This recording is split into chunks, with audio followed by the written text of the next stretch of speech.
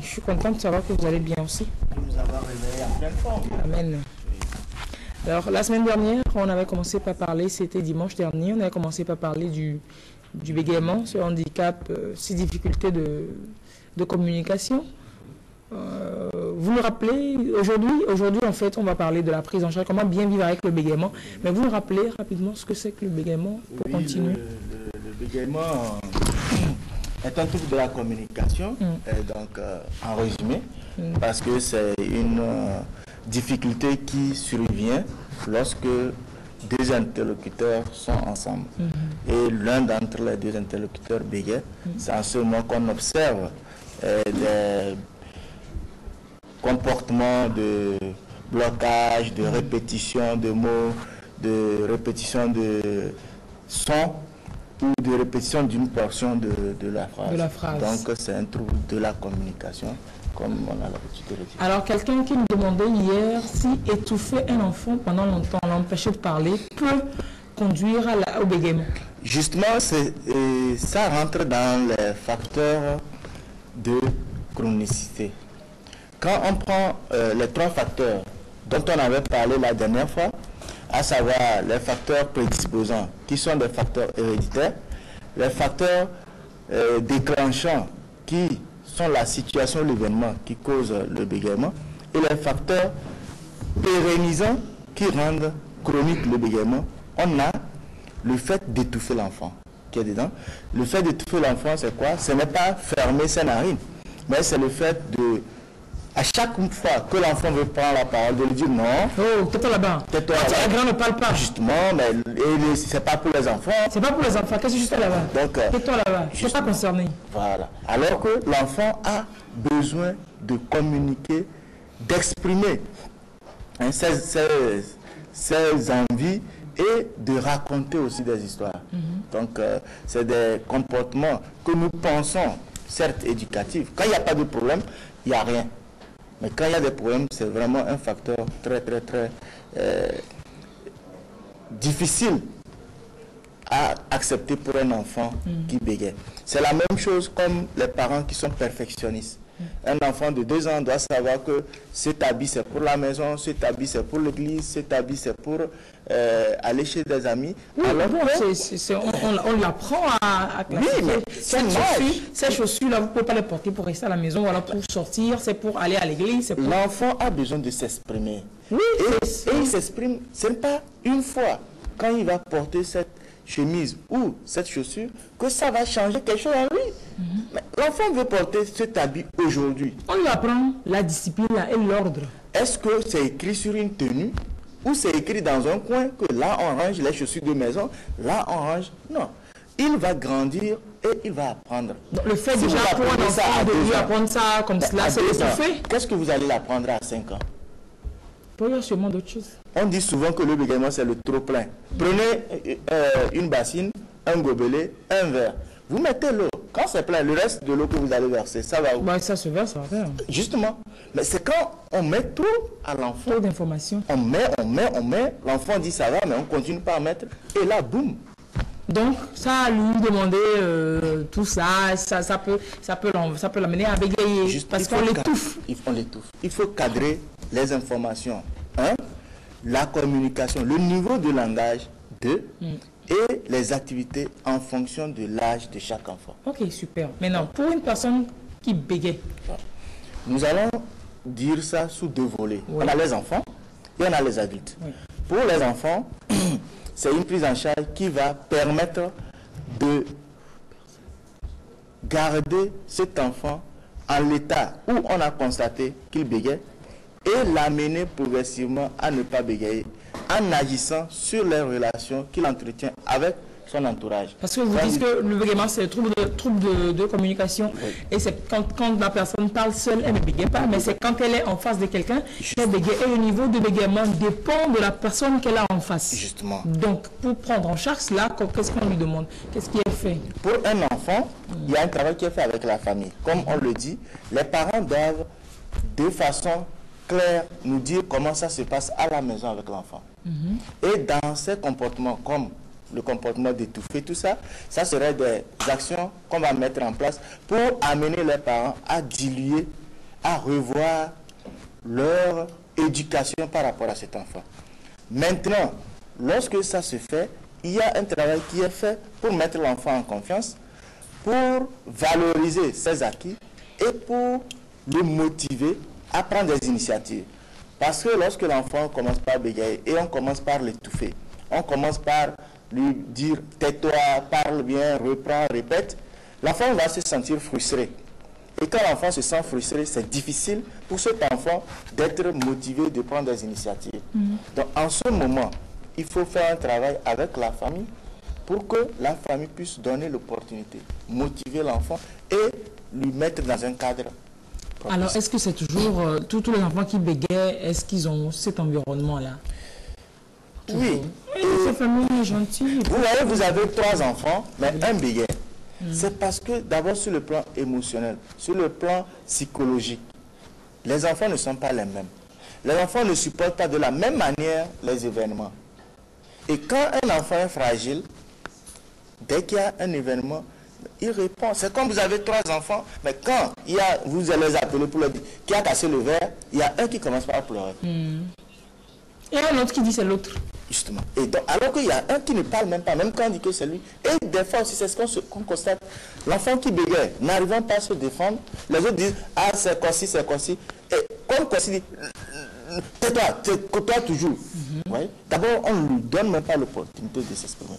Et là, à chaque fois, lui se culpabilise et ça aggrave. Manque de confiance en soi. Manque de confiance. Donc, le travail va se faire autour de la famille pour lui donner un environnement favorable à sortir du bégaiement. Maintenant, quand la personne est déjà adulte, ça veut dire qu'il y a des comportements de personnes bègues qui se sont installés, à savoir l'évitement. L'évitement, qu'est-ce que vous appelez? L'évitement, c'est quelqu'un qui se dit, moi je ne prendrai pas la parole dans le public, d'une part, ou quand je parle et qu'il y a dans les mots que je dois utiliser, un mot qui commence par le son « po », je dois le changer par un autre synonyme. Parce que la personne, dans sa tête, quand c'est un son, précis, un son, ou bien une syllabe, bas. C'est des exemples que vous donnez ou bien c'est des thèmes? Ok, d'accord. Donc, lui, il a déjà catégorisé ça. Ça qu'est-ce que s'il y a ça, il tourne. Il va continuer. Au lieu de dire, je veux le téléphone, il va dire, je veux que tu me donnes mon appareil pour appeler. Donc, il utilise... Mais plus il amène plein de mots, plus il a des chances de bégayer. Il n'a qu'à raccourcir la phrase et utiliser moins de mots. Justement, raccourcir, il ne peut pas parce qu'il a déjà préparé ça. Lui, il ne fait que préparer et produire. C'est ça. Donc, maintenant, le travail va se faire sur 2 plans. Le premier plan qui concerne les bégayages. Les bégayages, c'est tout ce qui se passe lorsqu'on parle. Les blocages, les répétitions, les mouvements. Il y a un travail qui sera fait sur ça pour la prise de conscience dans un premier temps. Quel travail? Quand vous dites un travail sera fait, qu'est-ce que vous ferez concrètement?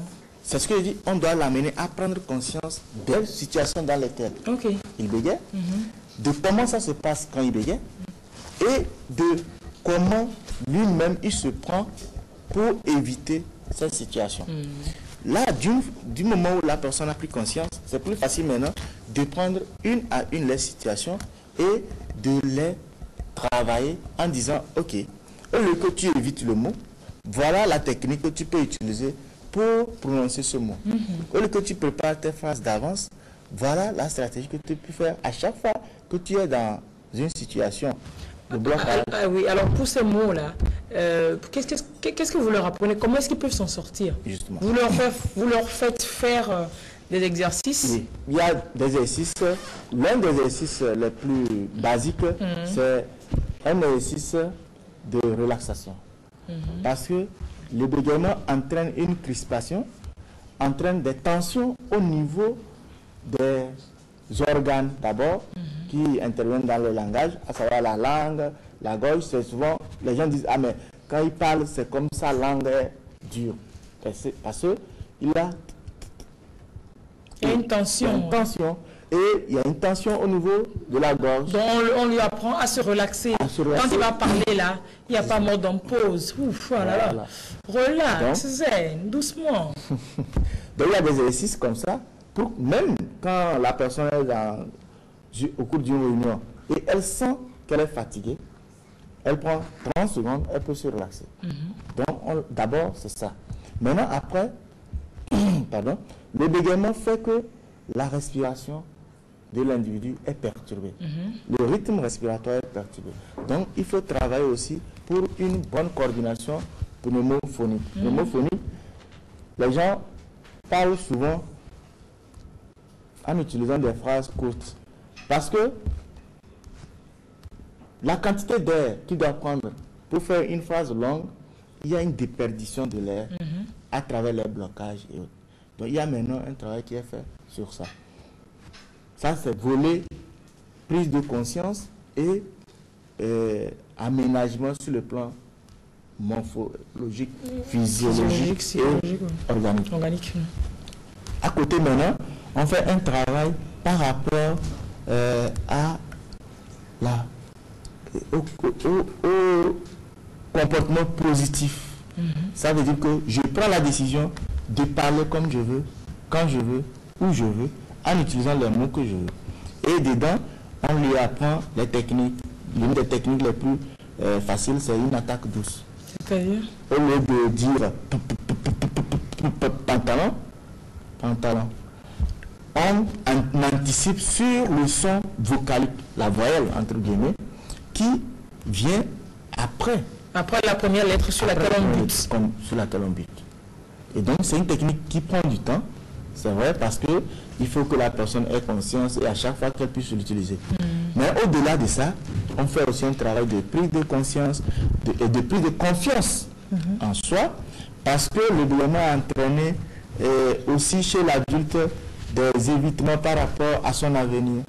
Je bégaye, je ne peux pas être journaliste.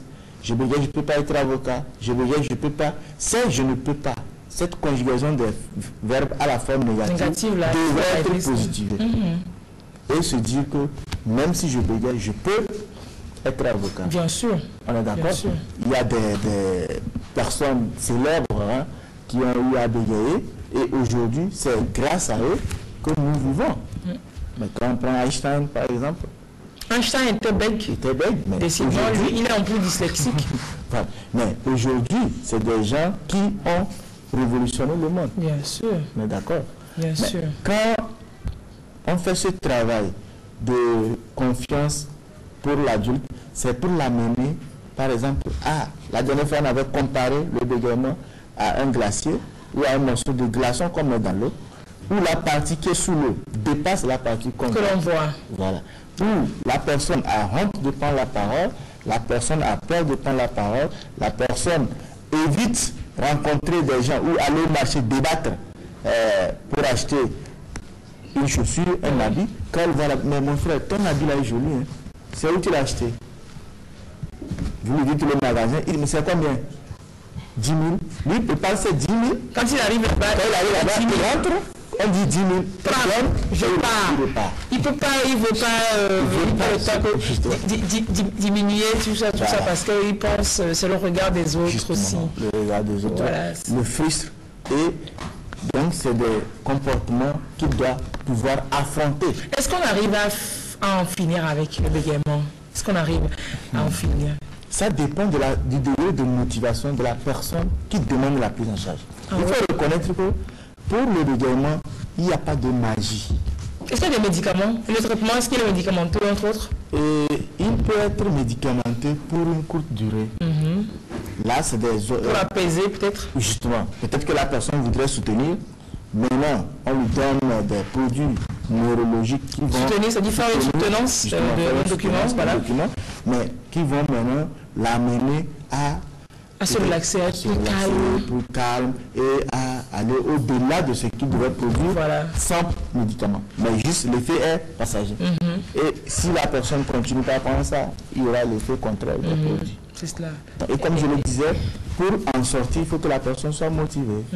Le degré de motivation dépendra de la réussite de la prise en charge. C'est cela. Alors, est-ce que plus tôt on prend en charge, le mieux ça réussit? Dans tous les cas, une prise en charge précoce donne des résultats très bons. Alors, quel comportement nous vis-à-vis des personnes que l'on a dans notre entourage qui bégayent, qui sont en classe, au boulot, dans la vie sociale, voilà. Je pense qu'est-ce qu'on peut faire pour les aider? Le premier comportement, c'est d'éviter de rire.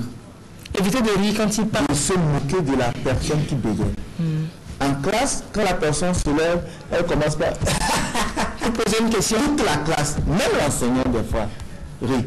Et ce qui est grave, des fois, quand on prend l'exemple de l'école, il y a des enseignants qui évitent même d'interroger les enfants. C'est grave. C'est grave. L'enfant bégaye, mais il est intelligent. Il n'est pas... Même quand il n'y a pas d'enfant qui ne soit pas intelligent, il faut interroger l'enfant. Ce qu'il dira, ça vous permettra de l'amener à se corriger. Donc ça, vraiment, c'est des choses à éviter. Et je le répète, on utilise le bégaiement, c'est vrai, on fait des sketchs, ça nous fait rire. Mais je pense qu'il faut qu'on aille au-delà. Si aujourd'hui, on refuse de faire une discrimination par rapport au VIH, je pense que c'est valable aussi pour le monde du handicap. Et que les gens doivent savoir que ceux qui bégayent souffrent. Et dès que je constate que mon enfant bégaye, mon enfant bute sur des mots, il faut que nous évitions, quand je dis nous, l'entourage de dire ça va passer, ça va aller, il y avait son oncle qui a bégayé. Il peut arriver que l'enfant cesse de bégayer, mais ce qui serait plus favorable, c'est qu'on mette en place un suivi qui garantit une réussite à 80%. Tesla. Voilà. Tesla. Donc, beaucoup plus nous de les aider, comme vous avez dit, de ne pas leur créer déçus, de leur dire vas-y posément. Alors ne rien leur dire d'ailleurs, mais de ne pas faire mine d'être impatient, de ne pas faire mine d'être actif. Voilà, ne pas faire mine d'être impatient. Voilà. Et on va finir sur ça. Vous nous dites qu'il vaut mieux leur proposer que de leur imposer. Justement. Oui, c'est-à-dire quand il veut sortir un mot, leur faire une proposition qu'ils choisissent, ou alors c'est mieux que de compléter la phrase qu'ils veulent faire, ne pas compléter. Des fois, on complète pour les aider, on pense qu'on les aide, mais finalement ça les aide pas. Mettez-vous à leur place. Vous complétez, c'est comme vous êtes en train de lire dans sa tête. Alors que quand vous lui faites des propositions, c'est que vous êtes actif et la personne choisit. Des fois on complète, mais c'est pas ce qu'il veut dire. Et mais puisque ça passe, il dit oui. On est en train de vouloir partir, c'est oui, l'enfant vient, on prend 100 francs, on lui donne et on part. Alors qu'il est venu juste vous faire un coucou. Vous dire que non, qu'il y a une tâche sur votre... Quand il va venir, papa, tu veux l'argent, prends 100 francs. Alors qu'il est venu, je vous dis qu'en fait, votre chemise est tachée derrière. Bon, le laisser finir. Voilà. Super, mais merci beaucoup. Merci. Monsieur Nakouyou, on vous retrouvera assez souvent sur des problèmes de communication. Voilà. Merci et très belle journée à vous.